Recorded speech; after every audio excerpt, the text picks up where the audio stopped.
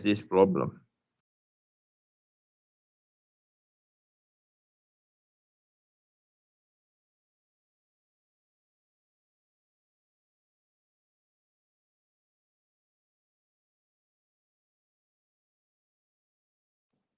Eugene, what's the question? What we're going to calculate in this problem? Not yet. I'm not there yet. I'm still copying and pasting. Okay.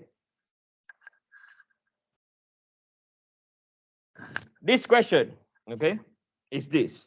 Okay. The beam over here, we have select this geometry. Come on, Eugene. We have select this geometry. Okay. The geometry that has been selected. Yeah. The selected cross section.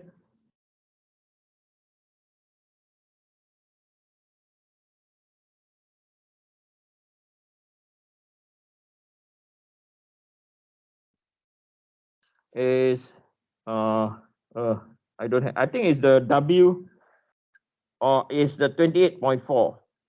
You cannot, yeah, it's the 28.4. Okay, you can see the destination is what? 28.4. Okay.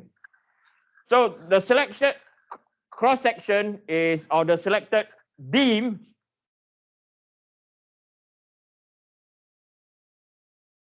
is 28.4. Determine the maximum and minimum principal stresses at the point of failure. Okay. So there are two formulas that we have to apply down here, right? There are two formulas. One is shear stress is equal to By over Izz Qz divided by T. So he's like, oh, here we go again. I told you, right? This thing will not go away. Right? So I'm going to draw my transformation. X and Y, this is rotation about Z. Okay. So we know that there's a shear force coming in the Y direction. Hey, listen, this is easier than combined loading. Remember when I make you guys do like X, Y, and Z, the top wall, everything come in, that is worse. This is different worse, okay? Both are bad, but it has a different worse, okay? And then we also have to determine our stress in the X direction, right? Which is equal to mz over Izz multiplied by Y. Okay? We have to do this. Okay? Now, if so, we have to find what value to use. Okay, so Vy and mz combination must be determined from shear force and bending moment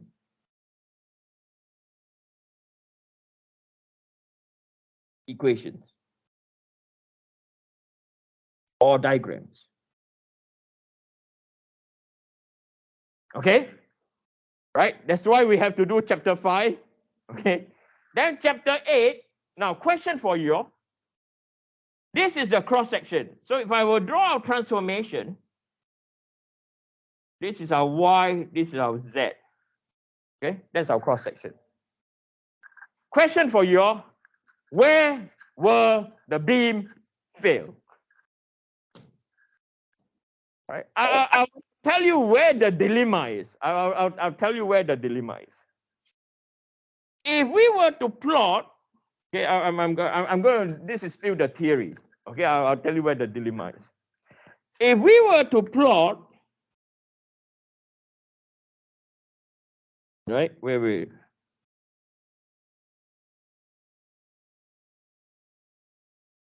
If we were to plot, right? This can be our normal stress or it can be our shear stress. Okay. And then this is our Y. Right? By looking at how the structure, okay, and depending on the location of deformation, right? We can have our normal stress in this direction.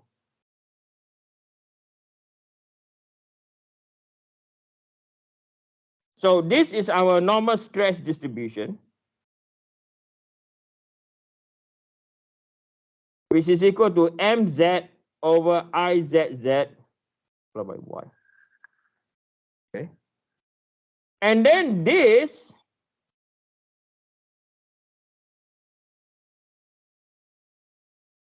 can be our shear stress failure or shear stress distribution, which is equal to Vy over Izz Qz divided by T.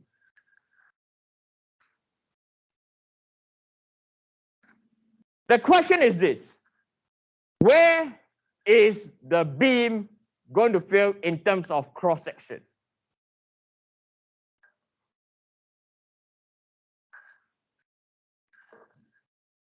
It is not going to fail at the centroid. Right? It's not going to fail at the centroid. It's not going to fail here.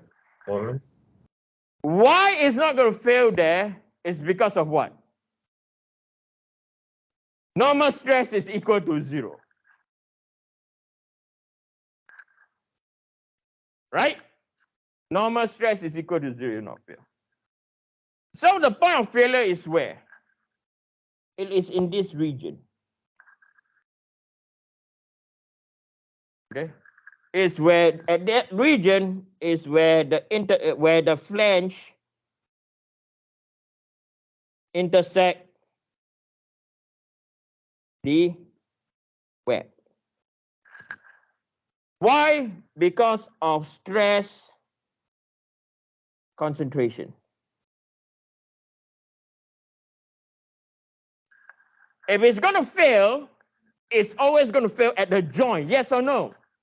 Right? If anywhere is going to fail, it's always going to fail at the where? At the joint. Okay. So what we're going to do is we're going to put an element over here. Okay. We're going to put an element over there. Right. So this element that we're going to put, right, has compression and also have what? Have shear. Are we clear? Okay. Then from there, we are going to draw Mohr circle. Oh, really throwing the kitchen sink and everything. We're going to draw the Mohr circle, right? We're going to draw the Mohr circle, right? So this is 1 point, and then we're going to try to find our max stress mean, stress max, or our what? Stress mean. Then we can compare with material properties. Then you can select, or then you can calculate your what? Your factor of safety that you have used. Are we clear? This is a true engineering problem. That's why I combine chapter 5 and chapter 8. Okay. Right. Let's first thing of all, let's determine. Okay. So I just give you the overall scope from the very beginning to the very end. Okay. So let's determine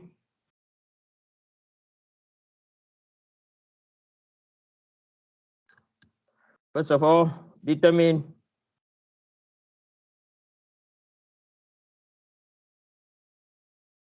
shear force and bending moment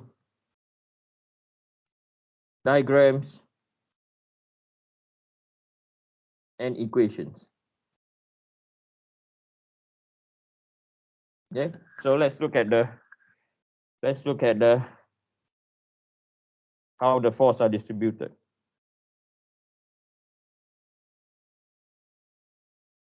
Okay. So you have a support at point B and you have a support at point D. So this is what we call a overhanging beam. So I'll draw our transformation first. Okay.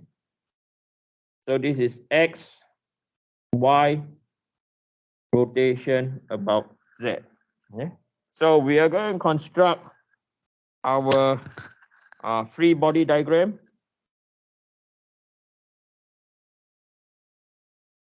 Okay, to determine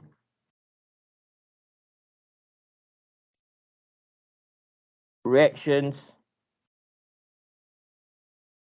at point A and point D. Okay, we are going to determine our reactions at point A and point D. So we're going to construct a free body diagram.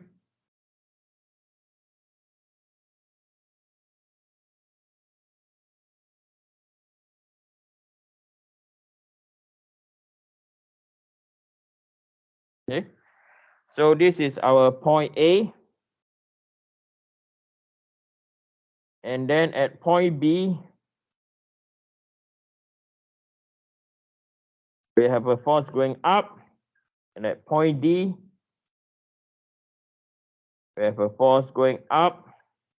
And then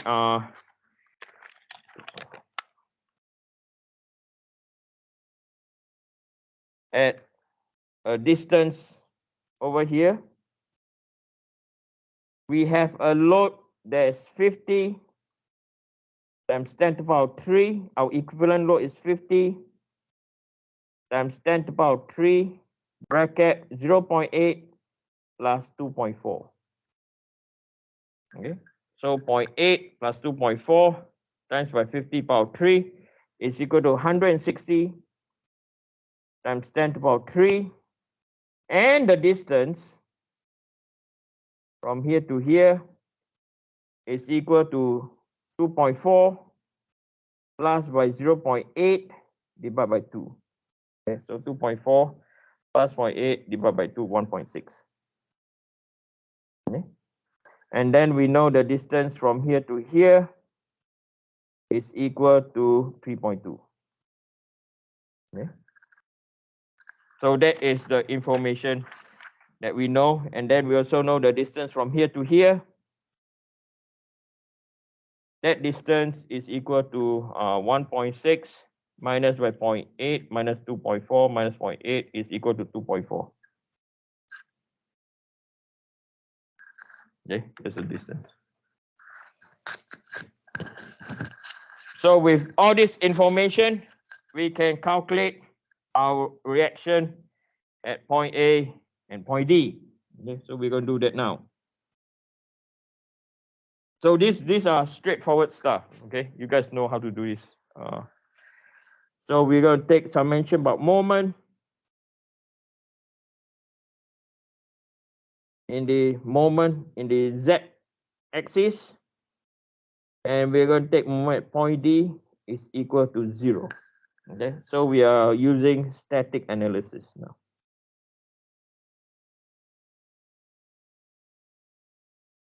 Okay.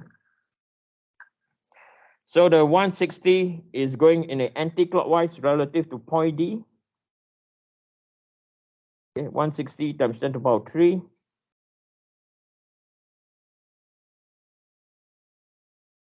multiplied by a distance of 2.4 minus by by multiplied by 3.2.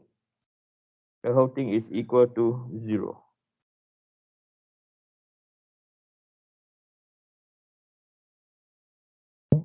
So by is equal to 160 power 3 times by 2.4 divided by 3.2.